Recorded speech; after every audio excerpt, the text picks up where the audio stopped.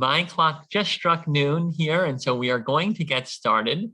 Welcome to Whales, Whaling, and American History, featuring University of Chicago Associate Professor Michael Rossi. My name is Seth Green, and on an afternoon like this one, I'm especially honored to say that I'm the Dean of the Graham School here at the University of Chicago.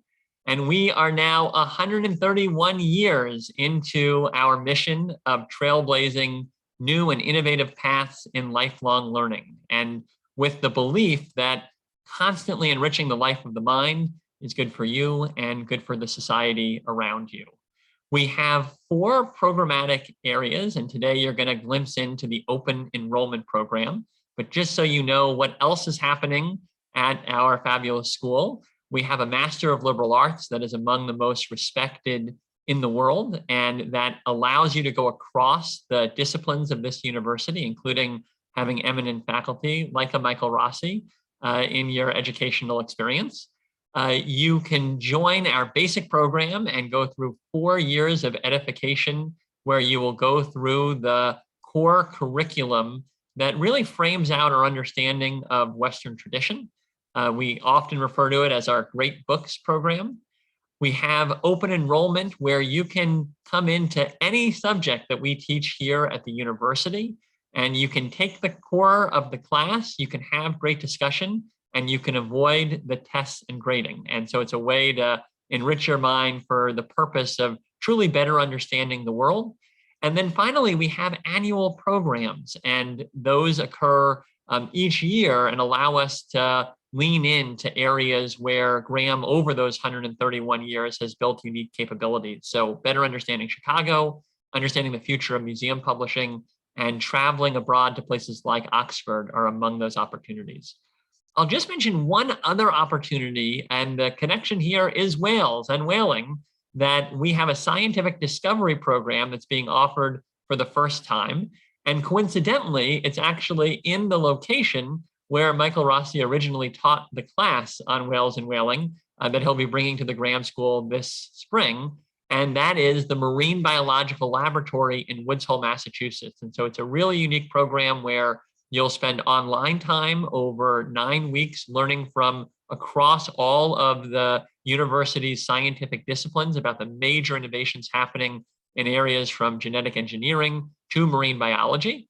And then you'll actually capstone with an 8-day residency at the Marine Biological Laboratory, where you'll be among eminent scientists and researchers understanding these topics. But the reason that you have come to us this afternoon is to hear from Michael Rossi, and I'll just give the brief introduction. There's a much longer and equally, if not more impressive version of his resume on our website.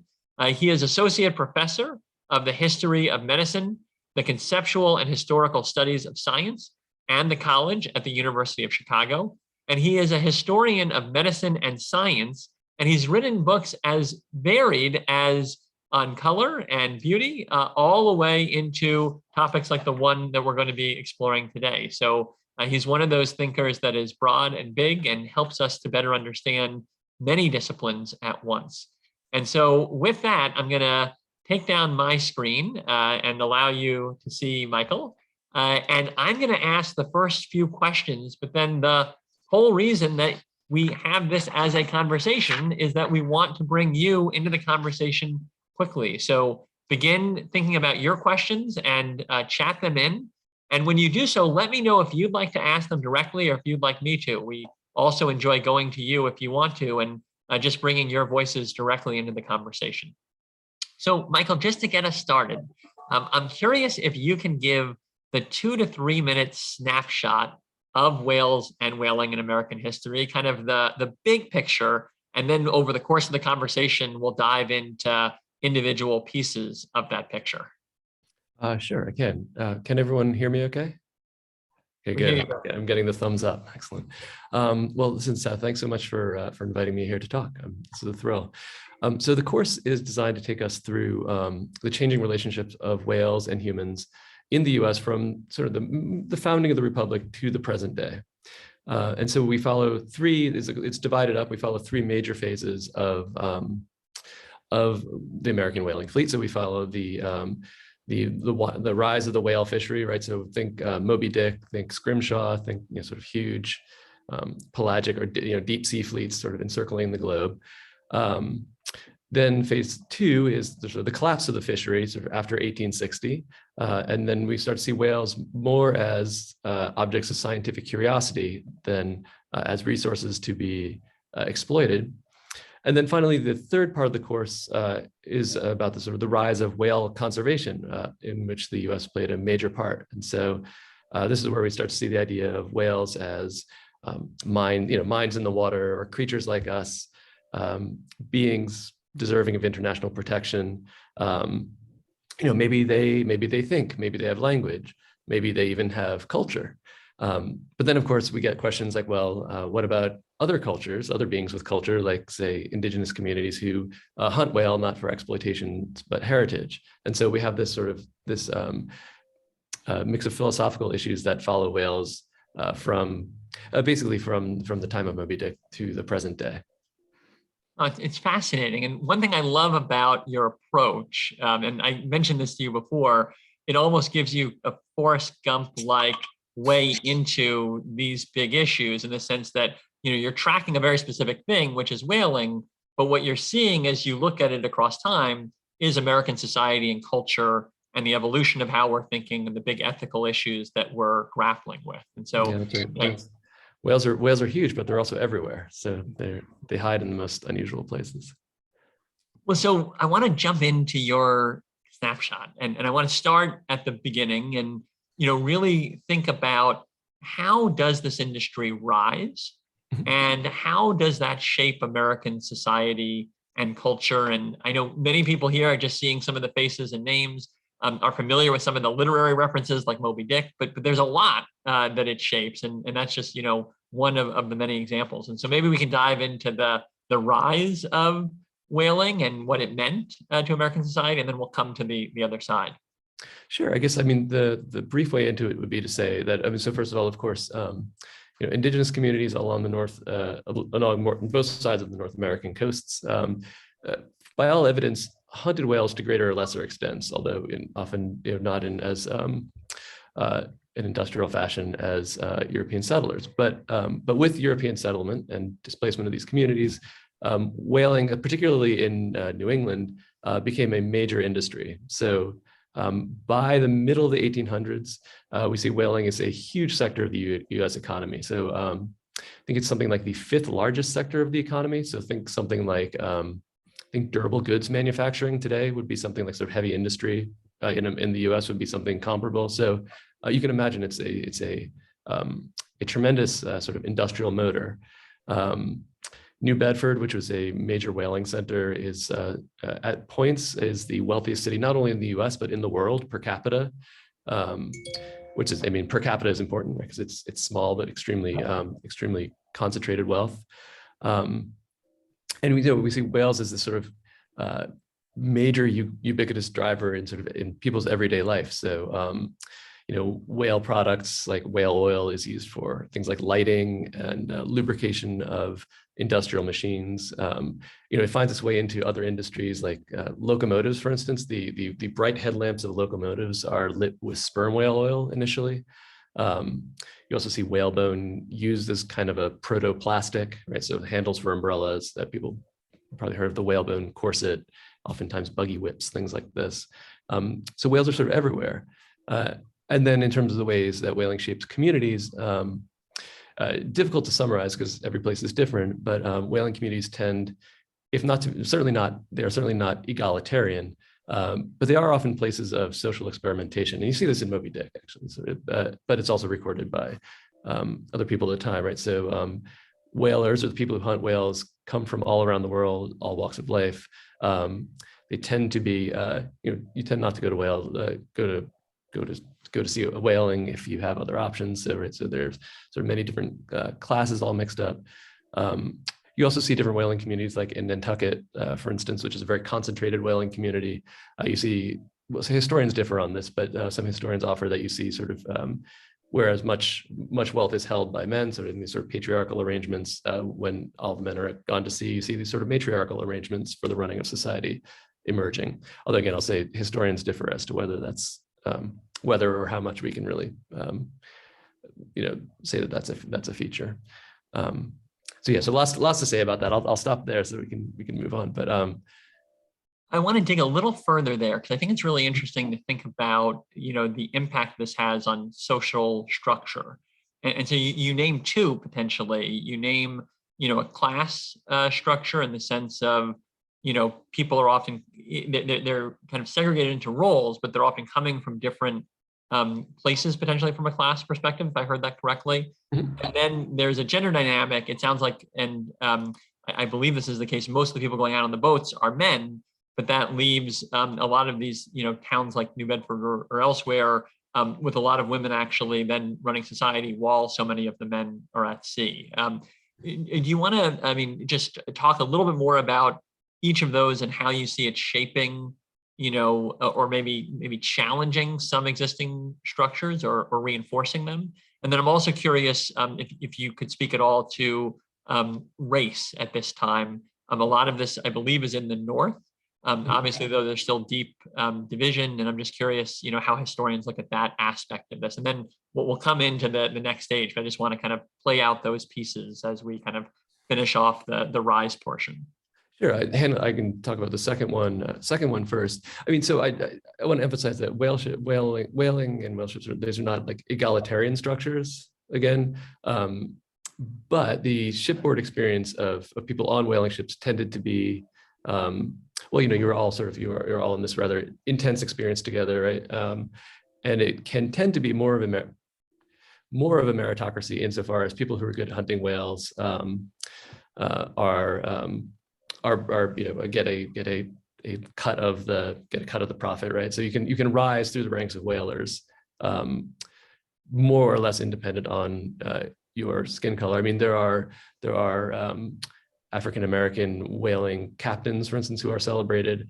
I believe one bondsperson was in fact a whaling captain. So you can or a captain of a whale ship.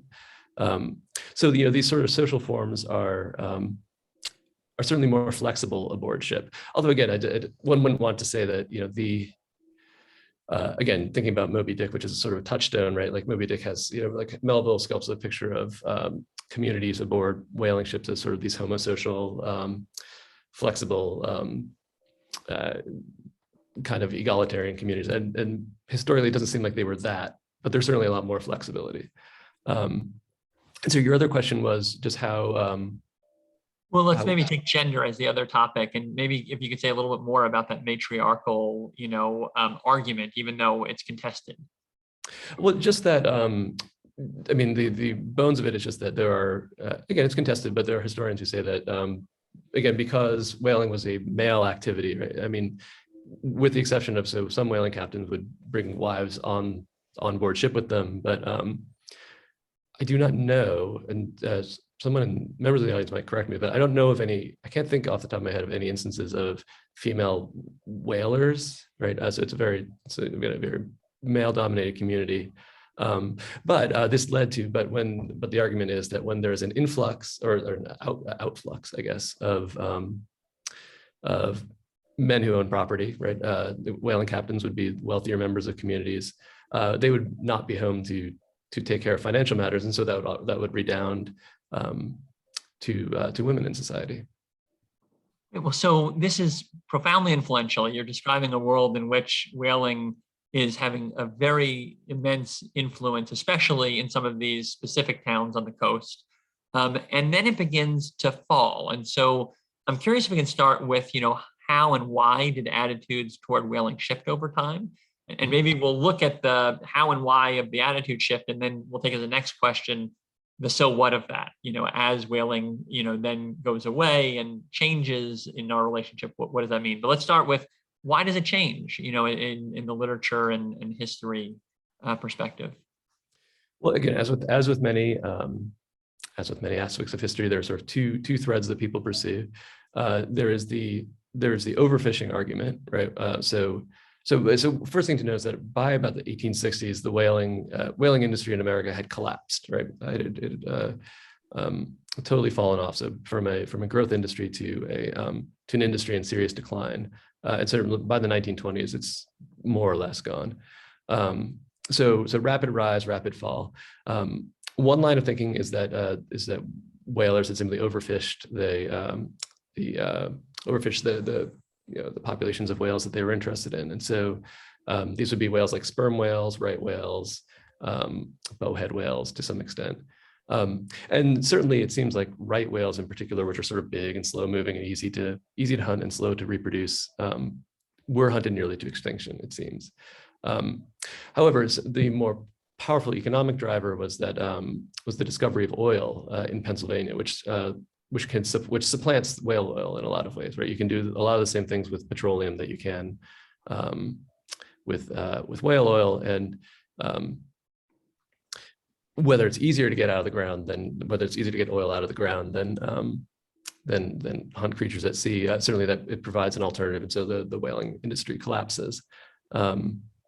And I guess what this leads to, though, and then from that, though, from the collapse of the whaling industry, though, we also see the rise of the coordinate rise of other American industries. So remember, we have these huge concentrations of wealth in places like New Bedford and Nantucket, and the people who are there are sort of these very skilled capitalists. Basically, they're very used to being able to like direct chunks of capital into various industrial ventures. So you make a profit from your one whale ship, and then you get two whale ships, and then you sort of multiply it. And when there's no more profit to be done by whaling, they turn their capital into industries like railroads and textile mills and things like this.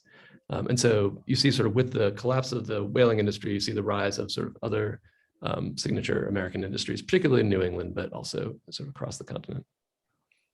Can we come all the way to the present day? So that's, kind of the pivot, and it's now declining by 1860, gone by 1920. And, I know you look at whaling and its meaning even toward today, as we think about the environmental movement post-war, as we think about the US role in, regulating waters. I'm curious if you can just kind of almost bring us to, okay, so now this as an interest of business kind of falls in the US. And then there's kind of a rise of almost a new interest in whale from a very different perspective. Yeah, so this will take us into sort of what the second part of the course is like. So between sort of more or less 1900s and 1960s, as you see sort of a decline in American whaling, there is for other reasons a rise in the kind of in whaling of other whale species, sort of originating in Scandinavia, and this is a much more industrial kind of whaling.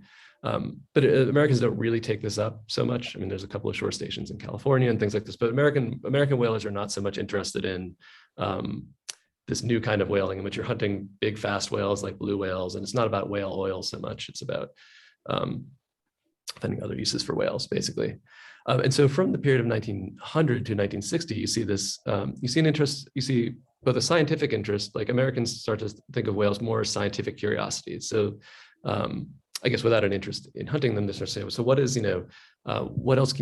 are whales like? There's sort of experimentation with, can you eat whales, for instance? How do whales reproduce? What kind of oils can you get out of them? Things like this, and also a renewed interest in things like whale life cycles. Whales as an aspect of natural history, and so sort of fast forward to 1945. You see Americans have this huge sort of scientific interest in whales and whale data, and also following World War II, a tremendous amount of global influence. And that's when America starts to spearhead whale conservation efforts. So one part of the story is that even though Americans are not hunting whales, other nations are hunting whales, again, sort of rather rapaciously, right to the point of extinction in many cases, or near extinction in many cases. And so America steps in, backed by sort of this global geopolitical cachet, and spearheads this International Whaling Commission, which is the body that comes to regulate whaling, and in fact, which sort of administrates the various moratoriums on whaling. And this is sort of a 1945 to 1960 story. And then after that, you sort of see the rise of the idea starts to be popularized that not only are whales sort of resources that we should really conserve, and fisheries that we should really regulate, but actually they're creatures not unlike us, right? They're, I think Gregory Bateson's term was minds in the water, right? They're these repositories of information about the planet and potentially mirrors it to ourselves and things like this. Well, so my final question, and then we have a lot of great ones in the chat. So thank you to everyone who's already shared their questions. You're going to be teaching a course on this in the spring at Graham. Yes. You know, you've got about 250 years to cover. You've got at least kind of 3 different thematic pieces here, right? The original rise, the fall of the industry, and then really a new rise of this, you know, environmental and conservation movement that relates to whales. Tell us how you're thinking about the syllabus, guest speakers, and kind of the pedagogical approach of the course. Sure. Well, so as I said, the syllabus is divided up into 3 parts to sort of echo these three phases. And so we will be talking in the first part of class about this sort of what's called the golden era of whaling, and we will be reading sort of text from this period, right? So the part of the idea of the course is that we're going to read excerpts of Moby Dick alongside. I hate to excerpt Moby Dick, but it is long to read for a course, and I feel barely authorized to do so. But a lot of what Melville says about whales continues to redound to the present day. So, you know, we'll be reading texts like Moby Dick. We'll be reading fiction. We'll be reading there's pamphlets about whales, right? Advertisements for whale products. Recollections of whaling captains. So we have all these sort of these multimedia approach to the course subject matter, and that'll follow each module. Will follow texts that illuminate aspects of the rise, fall, and then rise again of sort of close human interactions with whales. We'll also be reading nonfiction, sort of fast-paced nonfiction accounts of whaling, like some of you might be familiar with Nathaniel Philbrick's In the Heart of the Sea from 2001. And so we'll be reading that. This is an account of a real-life Moby Dick incident in which a whale attacked a whale ship and sunk it, and then the sailors had to find their way back to land with catastrophic consequences. And as a special part of the course, also Mr. Philbrick will be coming to speak with the course. So Mr. Philbrick will come and sort of lecture on his own experience writing this book. And then finally, we will also have, as part of the sort of multi-level, multimedia aspect of the course, something which we can actually, I'm thrilled to say we can actually do over Zoom, is that we're having speakers from the Nantucket Whaling Museum who will tell us more about the sort of the strange and unique culture of whaling that sprung up in Nantucket, and they can speak about this through artifacts and things like this. And we'll have people from the New Bedford Whaling Museum to take us through their collections of artifacts. And there's really nothing like, I mean, it's one thing to read about. It's one thing to read about a harpoon, for instance. It's quite another thing to see, to actually see someone holding it, right? You can get a sense of its mass, the huge clanking razor sharp tip of it, et cetera. So that's the kind of things that we'll be doing in class again to sort of trace out this arc. Well, I am going to come to the questions now, but as I do so, I know this is a very imperfect substitute, but I'm going to embarrass you for a moment, Michael.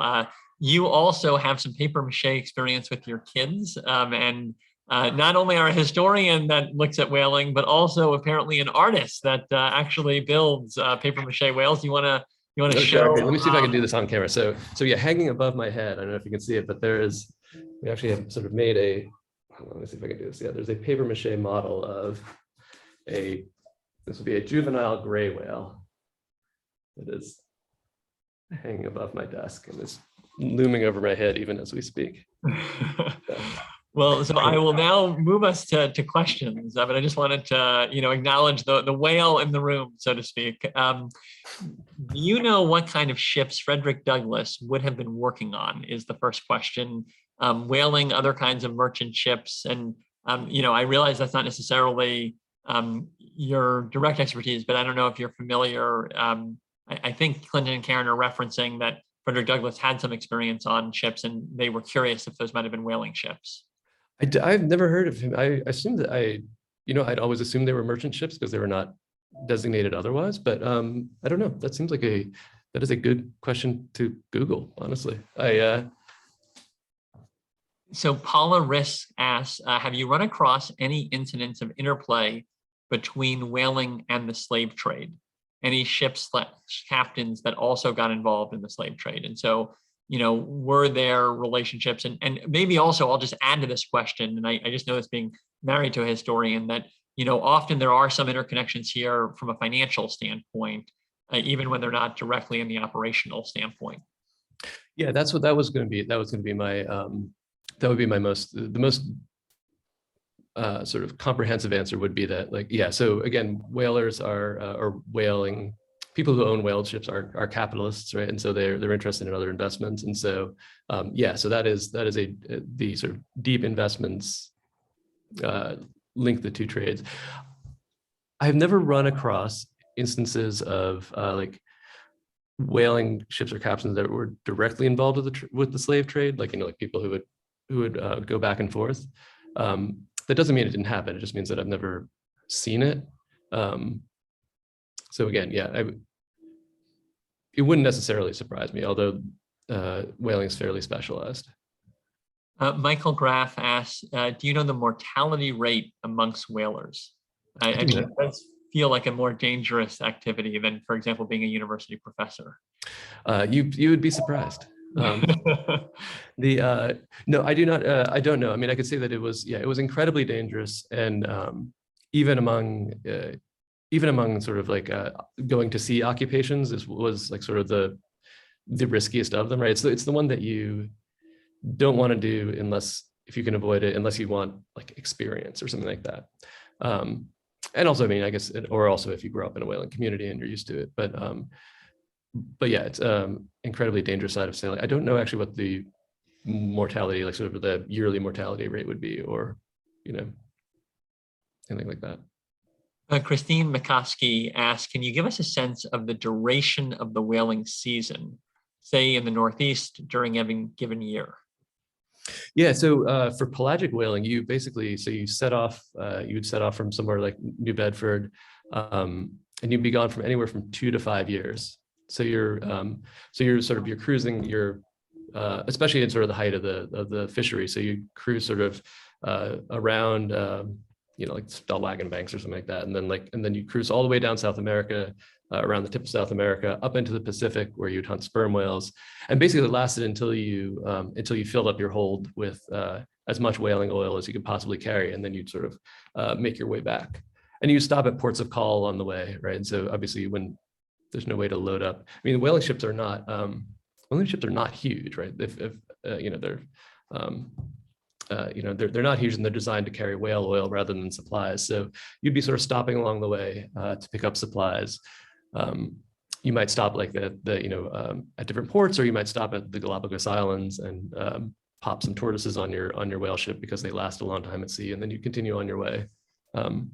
So yeah, long time. A follow-up, because that is striking. I hadn't conceptualized 2 to 5 years that you'd be off on a trip. So for the families that are back, that are relying significantly on that income and service, how does that happen over those 2 to 5 years before that ship comes back? Is it the owner that's kind of taking some of that financial responsibility and making payments, even though they're not sure what's happening with the ship? Or I mean, just think it's interesting to think about, what do the finances look like when you leave for 2 to 5 years and then come back after all of that time with some kind of financial production?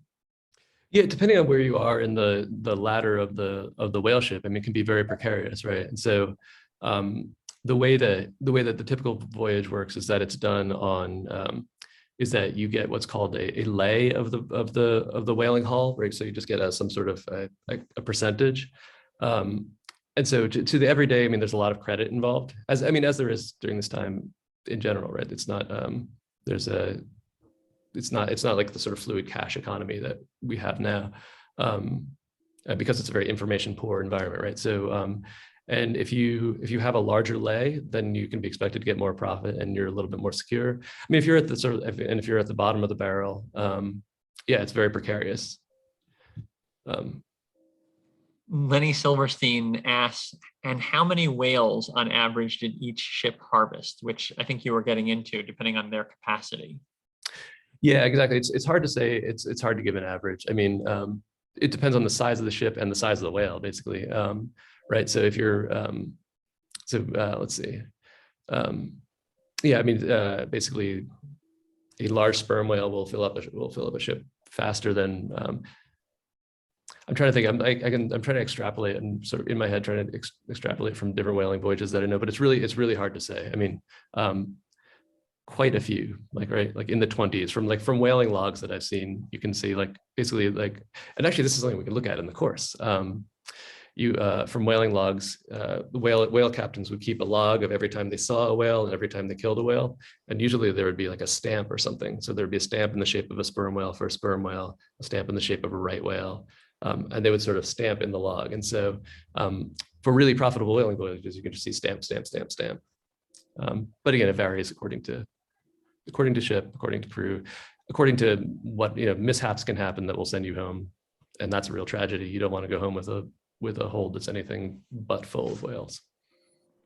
Clinton Stockwell notes the 1860s timeline in terms of that fall, and was wondering if there is an impact by the Civil War and the blockade on the whaling industry. And just curious, it sounds like it was already beginning to decline, but is that time frame in some ways intersecting with obviously major political events in the country? No, I mean, the short is, I mean, not really. So you read about whaling captains in the Pacific being afraid of sort of Confederate raiders. And so that's, so they were being sort of, since they're mainly Northeastern industry, they were worried about being sort of being pirated in essence. But by that point, but it's not that significant. It's certainly not like other industries like cotton, for instance, in the South or something like that. Greg Gosick says, which other seafaring societies, such as Japan, were the primary industry competitors to US whalers over time? And were their practices and social organization regarding whaling any different? And so, maybe we start with that golden age. At that time, were there other countries that had major industrial investment here? And, how did those compare in structure? Yeah, so Britain and France and Holland were all major whaling centers. I mean, sort of during the 1800s, their whaling industries were much smaller though, and I think are largely considered inferior. You read, I mean, this is always to be taken with a grain of salt from American sailors, but you read about like sort of French and Dutch sailing practices being mocked, like, oh man, these guys can't sail. They're like, their sails are flapping all around and things like that. Again, this is from American whalers talking about their competitors, so take with a grain of salt. Then when the American whale trade drops off, you see a shift to Scandinavia. So like Norway, I believe it's a Norwegian guy named Sven Foyn is the first to perfect the whaling technique for catching things like blue whales and fin whales. And so basically, I mean, the reason this matters is because if you're hunting whales with a harpoon from a small boat, you want to hunt things like sperm whales and right whales because they float when you kill them, right? Blue whales and fin whales are huge and they sink when you kill them. And so you don't want to be attached to like a 100-ton thing that's sinking to the bottom of the ocean.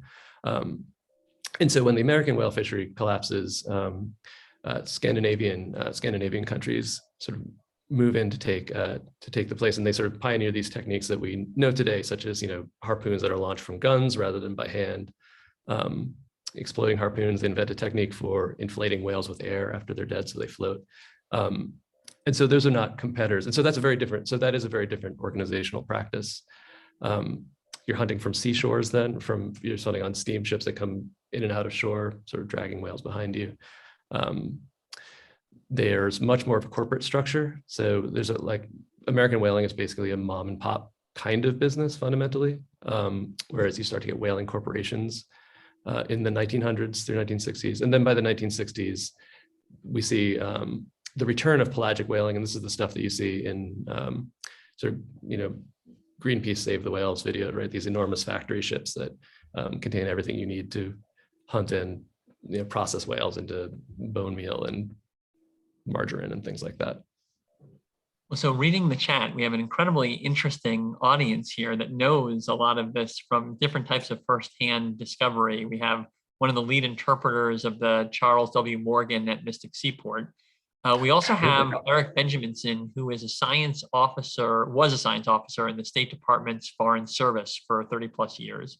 And he mentions that during that time, and you referenced this earlier, there were discussions in policy terms about an exception for Indigenous Americans to potentially hunt whales as a cultural practice. And he wondered if that exception went through, which you may or may not know, but I'm curious if you could just maybe say a little bit more about that whole question of, we've come to this certain, position on whales, but there are these longstanding cultural practices. How have we looked at that debate in society, as someone who's studied some of this? Oh, sure. So I don't know about this particular, about the particular case that you're talking about. I mean, I know that so bowhead whales can be hunted, for instance, and there's certain, there are limits to how many can be taken, and also there's limits to the kinds of techniques that can be used, right? So you're not supposed to use like firearms, for instance, things like this. So there are certainly ongoing attempts to try to weigh things like heritage, it's like the idea of heritage with the idea of sort of modern or evolving attitudes towards cetaceans. That having said, I'm reading the question now. So what is my opinion on that? I mean, I guess I don't have much of a right or wrong aspect to it. It's more as a historian and as an anthropologist, it's sort of a fascinating way to, and this is what we'll talk about in the course. It's really a fascinating way to think about culture, right?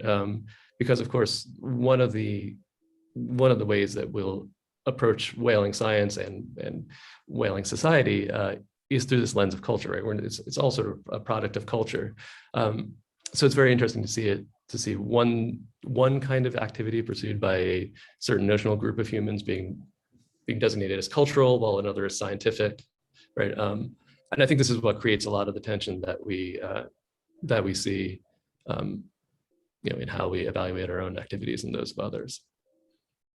Penelope makes the statement and then she comes to a question. Let me read it. My understanding is that the crews of 19th century whaling ships were often mixed with regard to race, which we talked about earlier, and that members of those mixed race crews and their descendants settled in the major whaling ports, for example, Nantucket.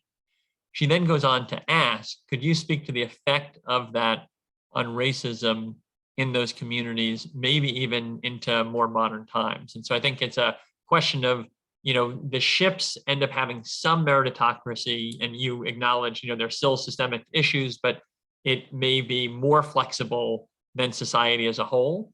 So as you think about then coming back into society and maybe even how that plays out over time, how does that greater flexibility on the ship come into society, if at all, from the perspective of race and racism, if that's a fair question? It's a great question. It's a great question, and one that I'm ill-equipped to answer, I think, because it's very texture. Right? I think it plays out in different ways in different places, and certainly, I don't know about the. I know this is something I would want to look into more, like the sort of the very, very long-term effects would be fascinating to follow. So. Cecile Margilis, and I'm unfortunately coming to my last question after this. Thank you for all the questions. It's amazing when we have nearly as many questions as people in a room. It's a sign of Graham, because our learners are so ambitious. She asked, since the ships were out for so long, did any of the oil turn rancid? If so, did that diminish the value of the oil? I've never heard of it turning rancid. No, I mean, certainly spermaceti has long life, and so no. I mean, I would not categorically say no again, but I'd never heard of that, and then doesn't occur as a worry in sort of the journals that I've read or anything like that. And a final question is about how we might demonize whaling practice, even though in some ways it may be founded in part in the Western world. And there's an interesting article here, but I think, just, thinking about this kind of more recent period where we've now come to a certain view, and how has that then played out sometimes in the way that we've looked at whaling in other cultural contexts, and is there potentially some irony there given our role in this industry as a country? Yeah, I mean, I think that I want to say it was Hobbes who said that something to the effect of if geometry, like people would argue over geometry if it had any impact on the business affairs of men or something like that, or to that effect. And so I think that it's not a coincidence that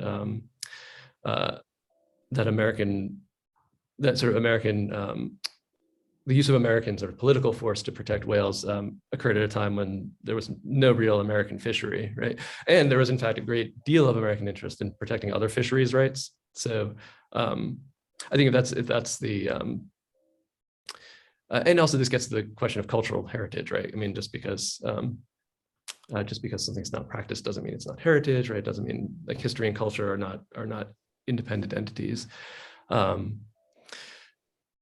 So yeah. So I mean, I think that it's both plain, but it's not a sort of not historically surprising to see. Well, so final question I have for you. You taught this course a few years ago to undergrads at the Marine Biological Laboratory, where you could actually kind of be very close to the very kind of place that so much of this industry was located. What were any takeaways having taught this class in terms of, for the students and for you in that experience? Well, lots of takeaways. I mean, I think that the top level one is mainly what you would call like sort of affective or emotional or something like that, which was that I was amazed at how much the story of whales and whaling actually really helped students to sort of bridge sort of their own lives and this sort of deep past, right? And so I knew that whales were interesting and they're weird, right? They're these huge things that live beneath the ocean and we can never see them, but they're sort of constant part of our imaginary. But I was really amazed at the ways in which the students were really able to sort of engage with the past and the present through the bodies of these creatures that many of us had never seen in person or had much experience with, yet they seem so omnipresent. So I think that was one of my big takeaways. Well, that feels like a perfect place to end our conversation, because this is a big topic in more ways than one, and you've helped us to understand it, and we're grateful. And just as a dean of the school, I want to say how excited we are to have you teaching with us this spring and bringing your insights to our learners. So thank you, Michael. And thank you to everyone for joining us. Thank you. Yeah, thank you everyone for I've been sort of reading through these messages in the chats. These are terrific. Thank you. These are completely fascinating. So very, very much appreciated and nice talking to you. Bye, everyone. Have a good afternoon.